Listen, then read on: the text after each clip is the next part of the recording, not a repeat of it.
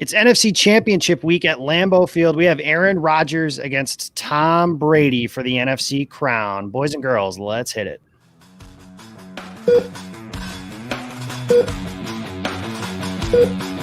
This is Pulse of the Pack.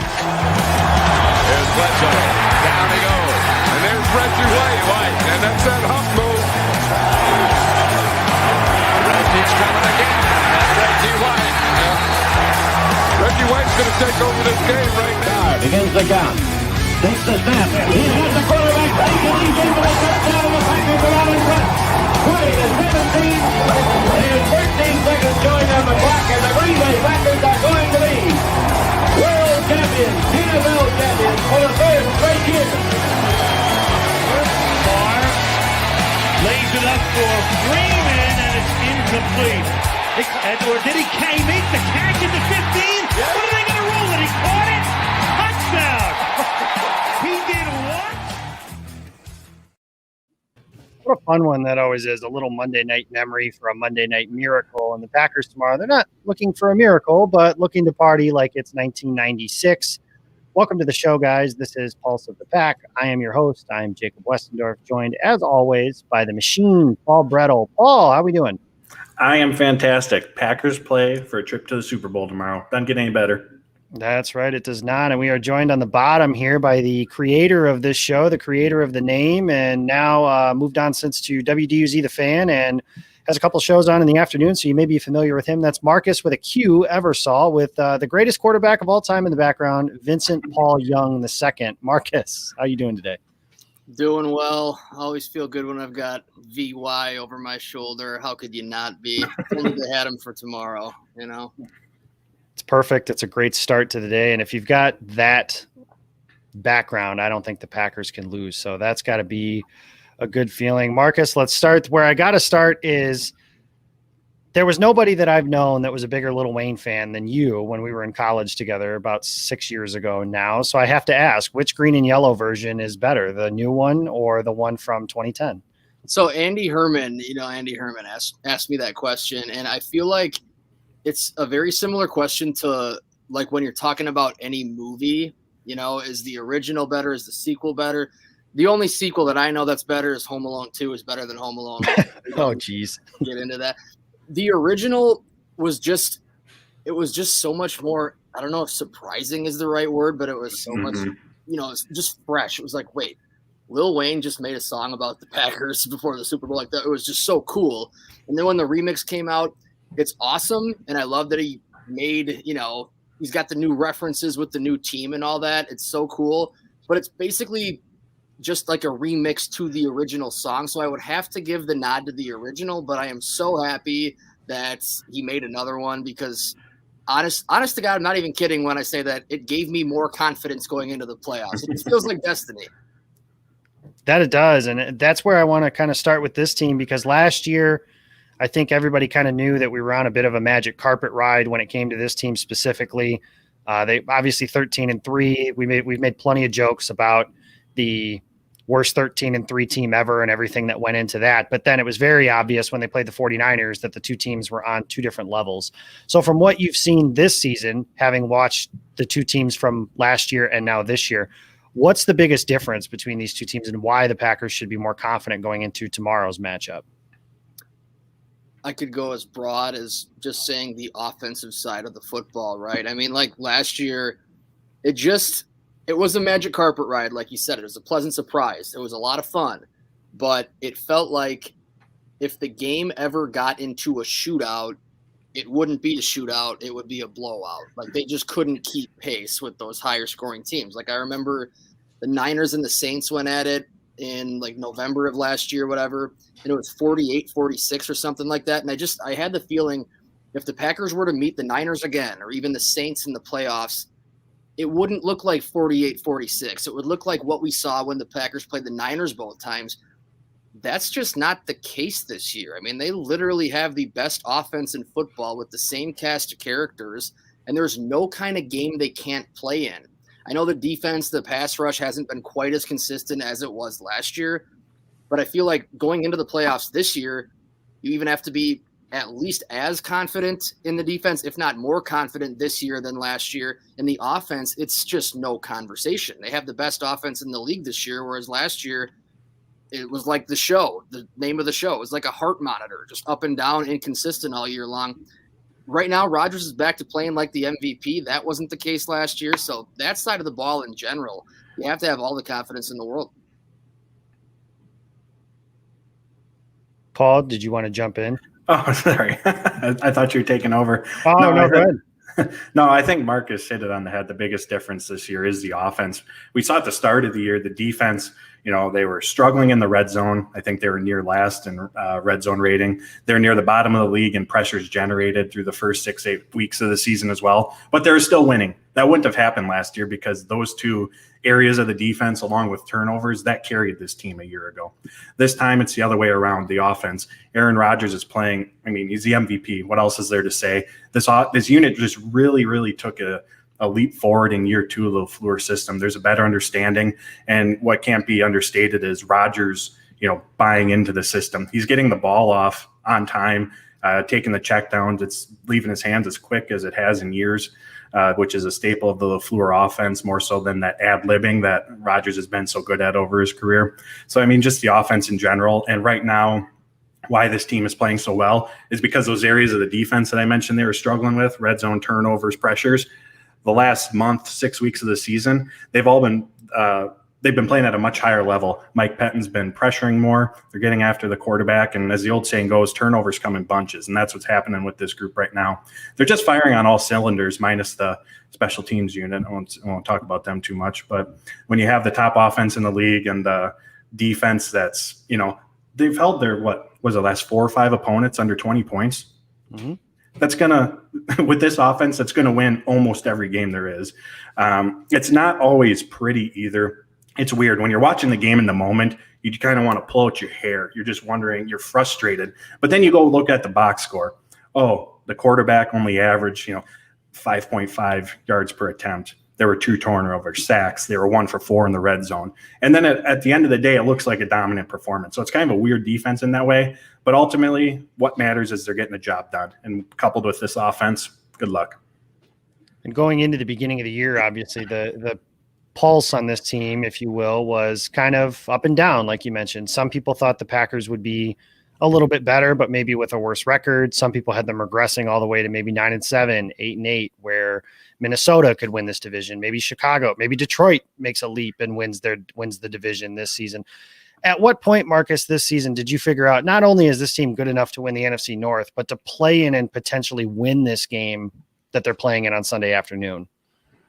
I'm not just saying it. I know this is going to sound like, oh, I told you so, or I knew before you all did. And that's not the case at all. I'm just being dead honest. But the season opener in Minnesota completely changed my mind. When they put up 43 points in Minnesota, I know the Vikings were dealing with a bunch of turnover on defense, and they had a bunch of young corners. They had 5 combined starts from the cornerback position. But that said, this team was not capable of doing that last year, putting up 43 points. And that changed my mind completely. I was one of them. I think I had the Packers going 10-6 before this season. I thought they'd be a better team, but their win total would be a little lower, which is not abnormal at all, right? When you win so many close games like a year ago, that's a sign that maybe the win total might come down a little bit, regression to the mean or whatever you want to call it.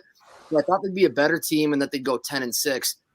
Literally after the season opener, when they put up 43 points, because my number one concern, again, like last year, was I don't know if they can compete in a game that turns into a shootout. It would look like a blowout. I didn't know. I thought they'd need another receiver or 2. I was one of the many.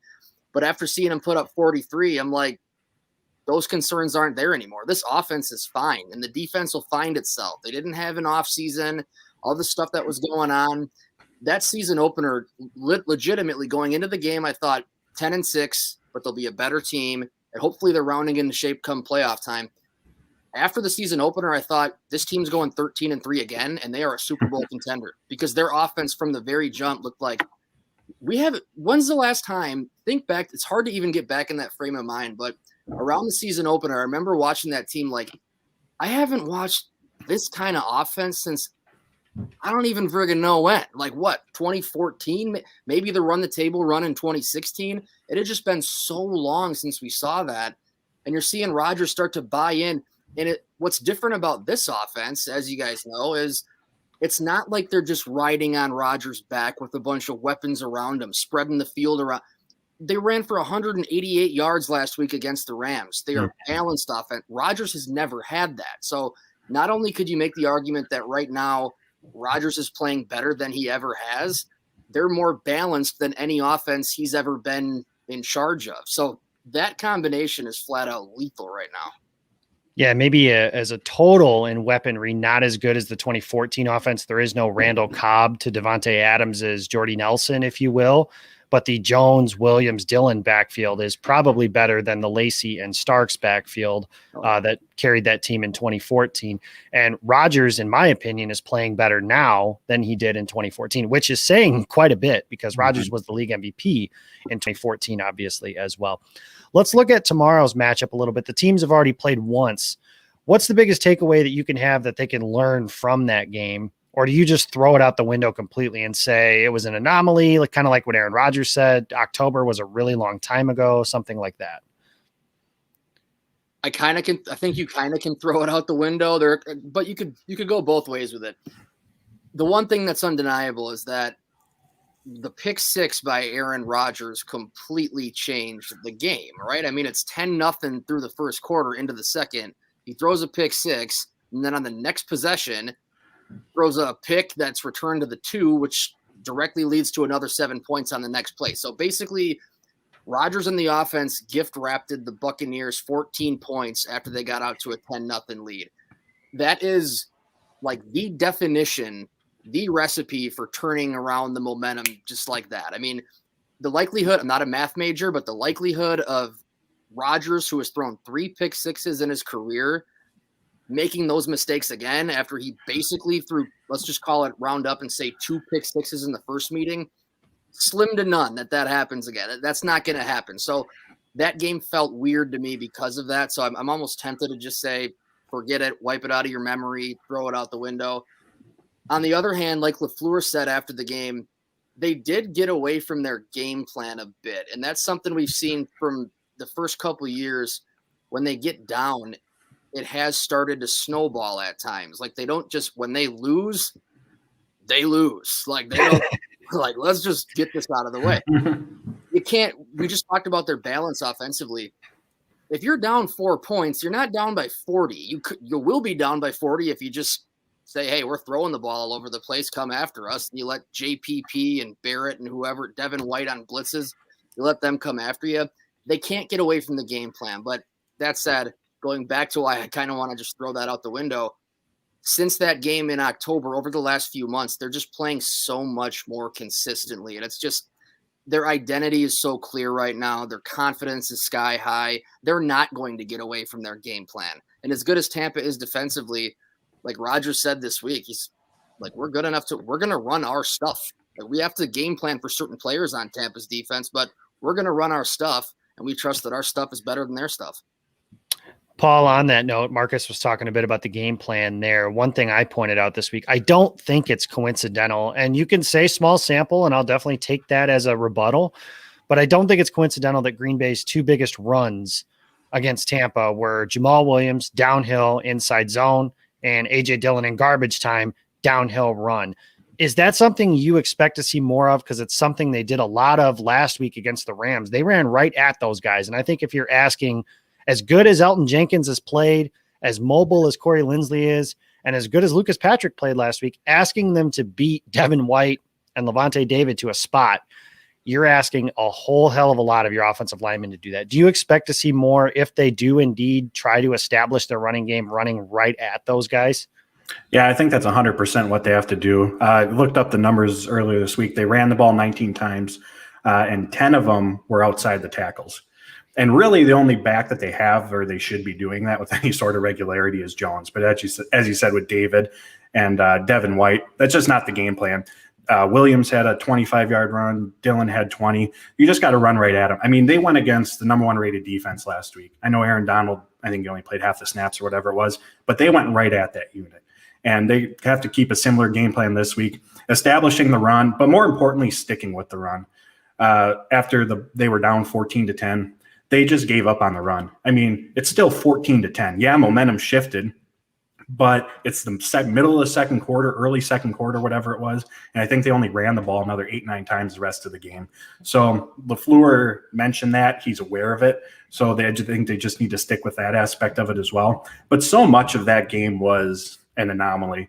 Just to touch on the question you asked, Marcus, it's a little bit of both. It's an anomaly, but you have to learn from it as well. Don't abandon the run.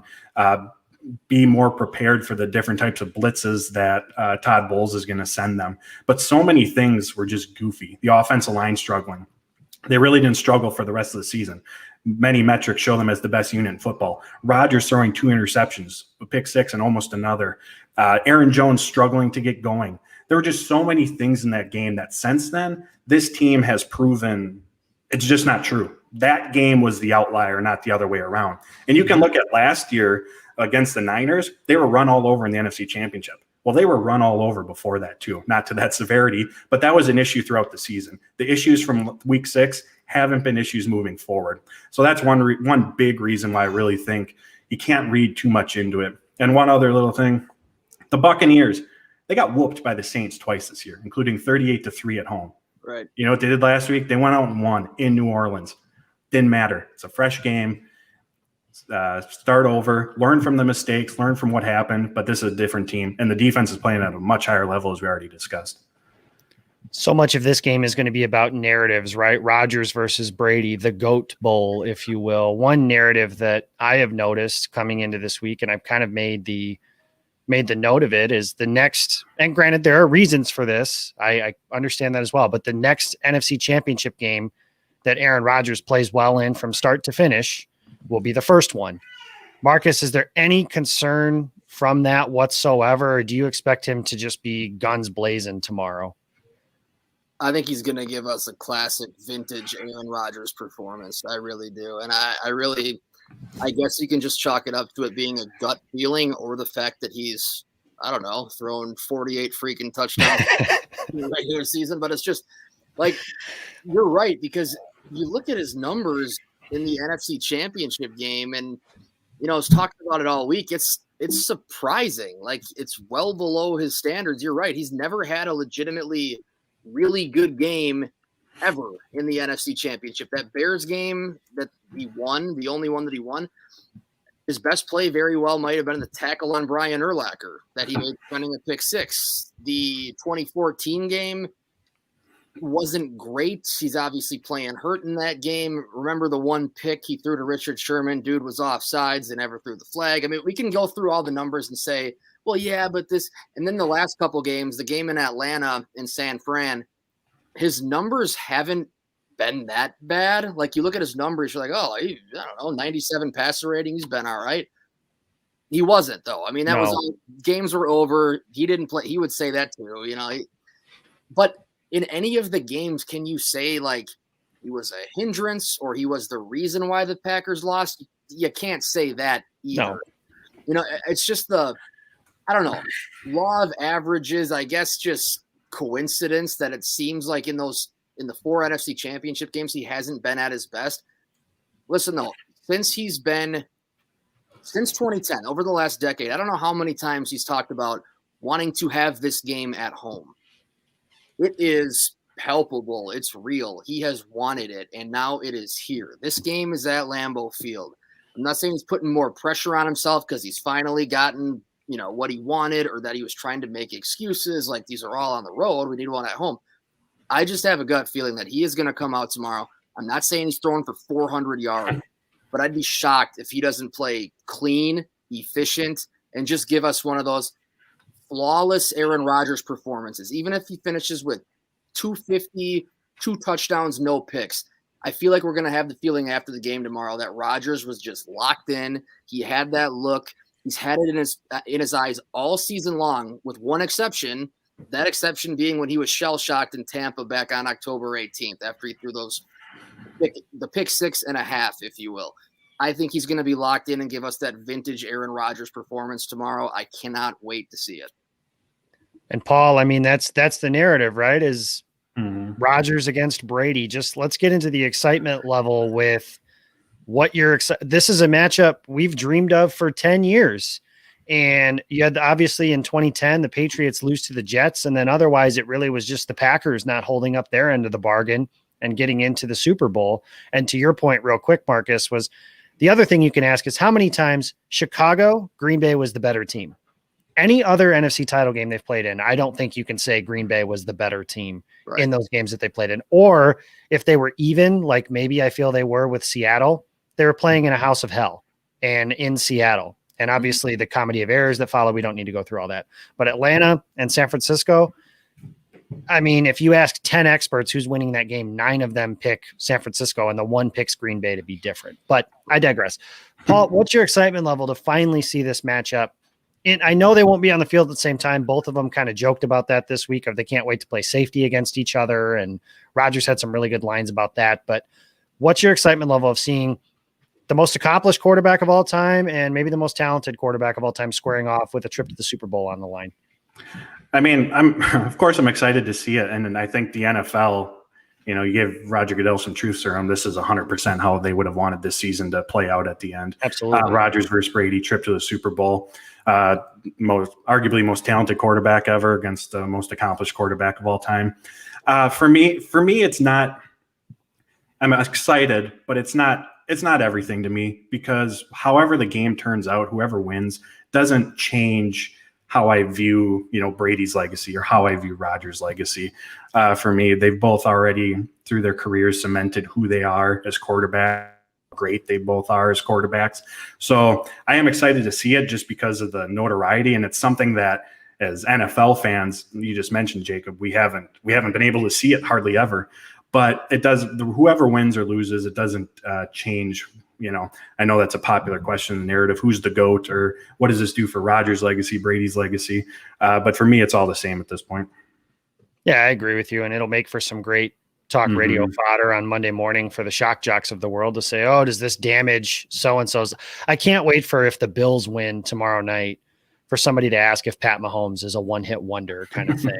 Because that conversation will come up, and those things are just ridiculous. But they are not going to be on the field against each other. The Packers defense will have to take the field against Tom Brady. And something about Brady is, and what's kind of admirable but also annoying about him, is just he's death by 1,000 paper cuts, and he executes whatever it is he needs to. If he needs to beat you throwing bombs, he will. If he needs to throw 5-yard passes to James White, James White's not here, obviously, at this point. It would be somebody else, but he will. What's your confidence level, Marcus, in this defense being able to slow them down enough to get the Packers to score enough points to beat this Bucs team? And on a broader picture, what's the biggest reason for this defense's improvement, maybe on an individual level? Like, what player has stepped up the most since this renaissance from November 29th until now? I think that question's easier to answer, and I feel like you have to start with Rashawn Gary. I mean, Rashawn Gary, for being the 12th overall pick, much maligned and second guessed after they picked him, and obviously didn't do a whole heck of a lot his rookie year, and effectively redshirted, and the Smiths were so good that it frankly didn't really matter a year ago. Preston Smith has not been the 2019 version of Preston Smith this year. Fortunately, over the last half of the season plus, Rashawn Gary has been 2019 Preston Smith and then some, arguably. I mean, since week 10, I'm sure you've seen the stat now. Pro Football Focus had their pressure rate stat. So whenever you're on the field, how many snaps do you generate a pressure? Rashawn Gary has the best pressure rate in the NFL, right ahead of Aaron Donald. Are you kidding me? There you go. There's your 12th overall pick. That's worth your investment right there. They would not be in this position again. And Mike Pettin talked about this yesterday or the other day. They would not be where they're at right now if not for those investments they made. When they, a few years ago, they say goodbye to Nick Perry and Clay Matthews. And then before last season, they bring in Zadarius Smith and Preston Smith and spend the 12th overall pick on Rashawn Gary. They've been better setting the edge in the run game, which is good, but Rashawn Gary is I remember talking to Gary before his rookie season in training camp at his locker. And, you heard from the very beginning, how lucky he felt to have Zadarius Smith in the same locker room, and they basically treat each other like brothers. You know, his big brother Zadarius, little brother Z, or little brother Gary, and basically Rashawn just wants to follow his lead. And that just sticks out to me because I feel like it is the perfect role model to have. They're the same kind of player. You put them on the edge, they can rush the passer. Passing downs, you can move them over the guard and just create havoc for the quarterback. That has been Rashawn. You could ask, like right now, who has been the more impactful player over the last half of the season, Rashawn Gary and Zadarius Smith? And if you said either one of them, I wouldn't really fight you on it. He's been that good as of late. So I'd have to single out Rashawn Gary. But going back to your original question about Brady and death by 1,000 paper cuts, that's what makes it so hard, is that he is a statue. He can't move, but it doesn't matter. He gets rid of the ball so quick, which is kind of tying into Gary, though. Like, I feel like if they can move Gary and Zadarius with Kenny Clark, what he's able to do over the guards just on the interior, it's harder for a statue to step up in the pocket or step around an edge rusher if it's coming right up the gut. Like we saw the Giants have given him problems with that. So I think that's going to be a key in tomorrow's game, if not the number one key, is not just the pass rush on Brady, but the interior pass rush on Brady. And I'll just give you one stat. Tampa Bay has not given up more than 3 sacks in a game all season. It's happened 5 times, and the Buccaneers are 2-3 in those games. Brady's thrown, I think it's 7 touchdowns to 5 picks. I'm like searching for the numbers in my head right now. And in the games that they've given up 2 sacks or fewer, they've lost twice. So whatever they are then, 11-2 now at this point, and Brady's numbers are through the roof. So keep that in mind. Get to Brady, sack him 3 times. Chances of getting a win go way up. That's always been the quote-unquote formula against him. You mentioned those Giants games. The Eagles got a big play from Brandon Graham in that Super Bowl, rushing over the Patriots guards with Chris Long on the edge. That's the way to do it. I think the key for the defense in this game, and it's going to be maybe frustrating to the fans that are going to call into your radio station on Monday morning and asking, why didn't Mike Pettin send more pressure? But I really think that is the key, is to rush with 4, cover with 7, and hope your 4 get home. Maybe you get a turnover or 2 off of that and make some stops in the red zone. But I don't think you can hold Brady to, like, if Green Bay has to win this game 21-17, for example, I don't know if that's the formula to do it. If you've seen like the recent games, I know last year, obviously against Tennessee, it worked out that way, but for the most part in big games, you have to outscore Brady in those big spots to get into where you want to go. So we said 30 minutes. I'm going to stick to that, and which I usually don't. So I guess I must like you or something. But Marcus, who wins tomorrow, and who makes the BJ Raji-esque play that turns the tide for this game? And then who is the winner of this game facing in the Super Bowl? Okay, so I'll start with that. I picked the Chiefs to win the Super Bowl. I thought they were going to repeat without an offseason and everything. I'm like, this is the easiest path to a repeat ever. I think the Chiefs are going to do it. And then over the last couple months, that confidence went from like absolutely Chiefs to, I don't know, okay, the Bills are looking pretty good. And now I'm just like right at 50-50. It's a coin flip. I picked the Bills. I picked the Bills 27-24. Could go either way. Wouldn't shock me either way. But the Bills are a Hail Murray, the Kyler Murray, DeAndre Hopkins play away from, I believe, being on a 12-game winning streak right now. Like, they're not losing. They've won defensive games. The Bills are freaking good. So I actually picked the Bills to win that game. I have the Packers winning tomorrow. The confidence level is weirdly high. I feel like it's felt like a team of destiny for a long time anyway. And I've got the Packers winning 30-20. Now, I think it's going to be close. I think that it's funny you bring up the BJ Raji play, because there always seems to be that moment, right? Like that turning point. And I'm picturing it's tight in the fourth quarter, and then there's a play that just makes it look, gets Packer fans comfortable and makes it look like it's a more closer to a blowout than it really was. I want to say Jair Alexander, and that's hard to say because no one throws the ball his direction for good reason, but I'm going to stick with it. I've just got a feeling. There was a play in New England like 2 years ago Remember when they went right up the field on the opening possession against the Packers in New England? I don't know if you remember that, but yeah, 9-play drive, whatever. And they're throwing a screen out to Edelman, and Jair knew the play. He knew it, and he just didn't quite trust himself to jump it all the way. He hesitated just for a second, and he would have been gone. It would have been a pick six. I'm sticking with that prediction. I think Jair Alexander makes that play. Tom Brady's streak of consecutive passes without a pick on the road comes to an end.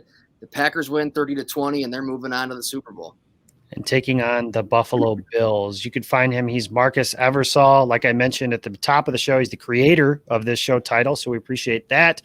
You can find him on Twitter at Marques with a Q, Eversoll, named after a former Milwaukee Buck. And you can catch him on WDUZ. I don't have the time slots in my head, Marcus, so where else can we find you? 2 to 4 p.m., Better Call Eversoll. It's my show solo, so tune into that. And then 4 to 6 p.m. as well. I'm on Sportsline with a couple others. So just basically download the Fan app and take us with you everywhere, all day, every day. All day, every day. That's Marques Eversoll. Marcus, good to have you back. We'll see you again when the team's in the Super Bowl. Sounds good. Thanks, guys. Thanks, Marcus. All right, real quick, we're at the end here, Paul. So I want to go through the same kind of questions with you here. We've done a lot of talk, and by this point, everybody's watched everything, they've read everything, they've done everything. There's not much more that we can say that anybody hasn't already heard, I don't think. So what I want to start with is, first of all, Tramon Williams is back. I do want to acknowledge that he was elevated to the active roster. Awesome. That's great. I think that's been covered 600 times by this point in the week. I'm not going to tell anybody anything about him they don't already know. Rest in peace to the great Ted Thompson. I don't mean to sell him short, but again, I don't think we're saying anything that we don't already know. Hello, certified guy 416. I don't know who that is, but nice to see you. I appreciate the shout out. And everybody else that's been in the chat, I do appreciate that and sticking around throughout the course of this. So I appreciate you guys coming in and hanging out with us for a little while. But anyways, we've done all the talking at this point. It's time for action. I've been waiting all week for Sunday afternoon. This is as juiced up for a football game as I've been since February 6, 2011. And that includes an NFC champion, several NFC title games. That includes playoff games. That includes big games against teams like Chicago. That includes big games against Minnesota. That includes all kinds of stuff. Nothing compares to the possibility. If you had asked me before the season, if you tell me, Jake, the Packers are going to go to the Super Bowl this season, how do you want it to happen? I would have said against the Tampa Bay Buccaneers at Lambeau Field and Tom freaking Brady to win that game and go to the Super Bowl and beat Patrick Mahomes. And that's exactly what I'm predicting to happen on Sunday afternoon is the Packers win 34-24 over the Tampa Bay Buccaneers. I think they're the better team. I think they're at home. I think Marcus mentioned a few things. Last week, for all the love Tampa Bay's getting, and they deserve it, they're a really good team. They are a Jared Cook fumble away from this game probably being Packers Saints. Robert Tunyon's not fumbling that ball. Devontae Adams not fumbling. That's just not going to happen. They're not going to turn the ball over 4 times and gift the Bucs 27 points or whatever it was that Tampa Bay ended up scoring off of turnovers. But they didn't score a touchdown last week off of a turnover. Not off of a turnover, excuse me. Green Bay's better. Their defense is better. And their defense honestly didn't play that poorly the first time these two teams met. And they didn't have Kevin King in that game, which I know King's not a great player, but he's better than Josh Jackson. And I anticipate he's going to play tomorrow.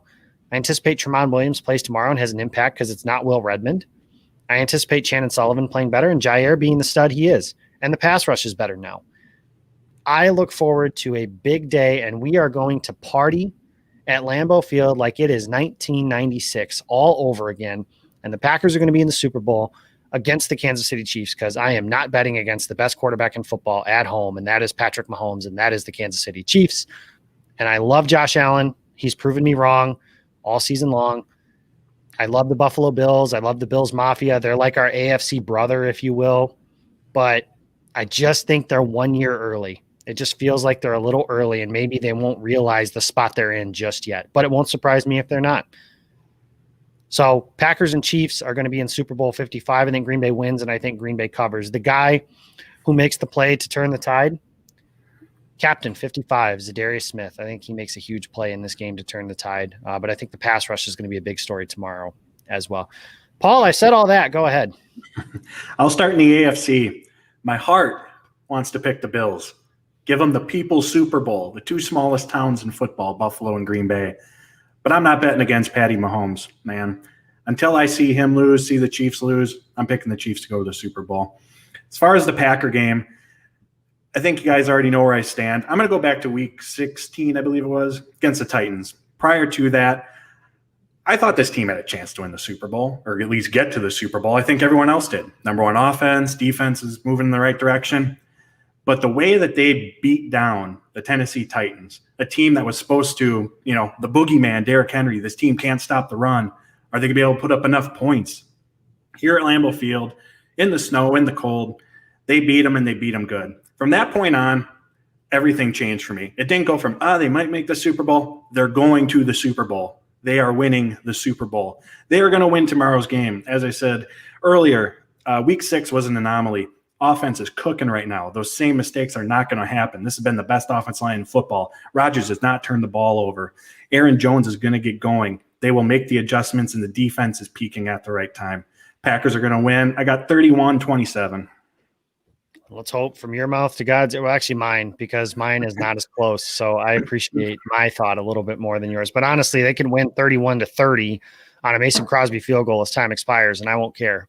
Just whatever. As long as the score says the Packers have more points than the Bucs by the end of the game, that is all that matters to me. But it's Packers, it's Bucs, it's tomorrow at 2:05. And I must say, for the Tampa Bay Bucs that are watching, welcome to hell. And remember, once you are in hell, only the devil can help you out. 2:05 tomorrow, Green Bay, Tampa Bay, and then 5:40 you'll have the Bills and the Chiefs. It's been a great year for football. Appreciate everybody that's followed us all season long. Here's hoping we have 2 more shows to preview a Super Bowl championship kind of team. And it's a great time, guys. It's special. Savor this moment, because you just don't know when it's ever going to happen again. This team's in this spot. They deserve it. They've earned it. And do not be afraid, because they are going to win tomorrow. Thank you guys for listening. You can follow me on Twitter. I'm at Jacob Westdorf. You can follow Paul. He's at Paul_Brettel. See you guys in Green Bay tomorrow. Meet me in the Super Bowl. Talk to you guys later.